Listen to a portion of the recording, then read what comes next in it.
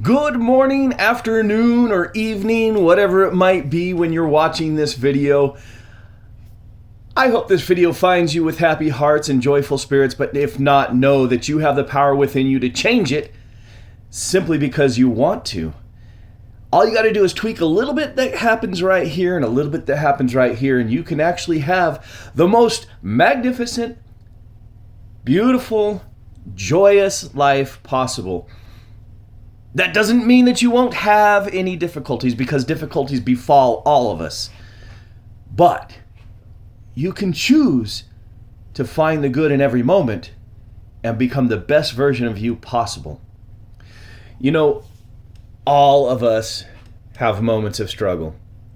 And to be honest, I have my days where I have a little bit of a why me kind of attitude, right? Like, why would this happen today? Or why does this happen to me? Because I'm a good person. And you know what? Life doesn't discriminate between good people, bad people, purple people, orange people. Life doesn't care. It doesn't discriminate between peoples, right? But the one thing that I have learned to cope and overcome the struggles is this: perception. Your understanding of what is actually happening around you and how to focus on the beautiful things while still living in the presence of the not so beautiful things. A long time ago, I was introduced to a poem by Douglas Malloch, and the poem got me thinking. It got me thinking about trees and why there's so many variations in trees, and why do some trees grow and succeed and become strong and mighty, and other trees not. They struggle, right? They're weak. They never really grow to their full potential. I'm going to read the poem to you now, and then I'm going to talk just a little bit about it. So again, this is called Good Timber. It was written by Douglas Malloch a very long time ago. I remember reading this probably 20 years ago.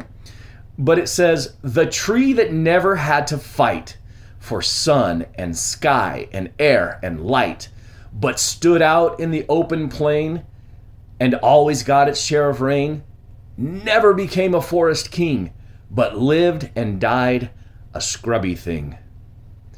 The man who never had to toil to gain his farm and patch his soil, who never had to win his share of sun and sky and light and air, never became a manly man, but lived and died as he began. Good timber does not grow with ease. The stronger wind, the stronger trees. The further sky, the greater length. The more the storm, the more the strength. By sun and cold and rain and snow, in trees and men, good timber grow. Where thickest lies the forest growth, we find the patriarchs of both, and they hold councils with the stars, whose broken branches show the scars of many winds and much of strife. This is the common law of life." Now, I had to read that several times for me to fully understand what it was that Douglas Malloch was trying to actually say.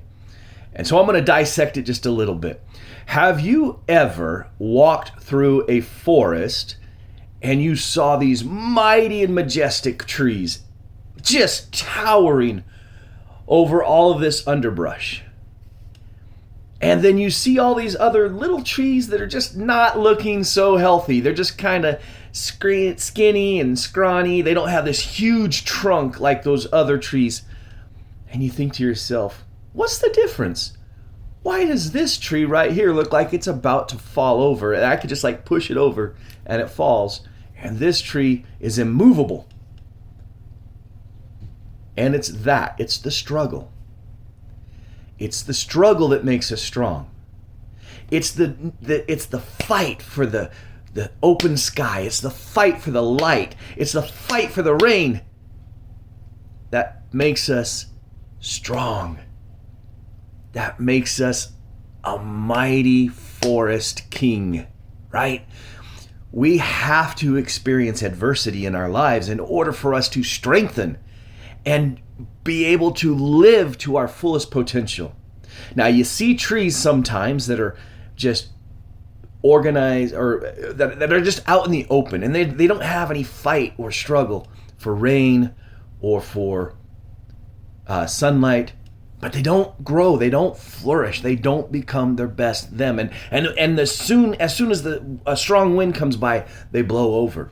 You've seen those trees in people's yards, even the really big mighty ones, that a wind comes through and it blows them over, and then you can see all their roots just on the surface. Those trees never had any deep roots, because those roots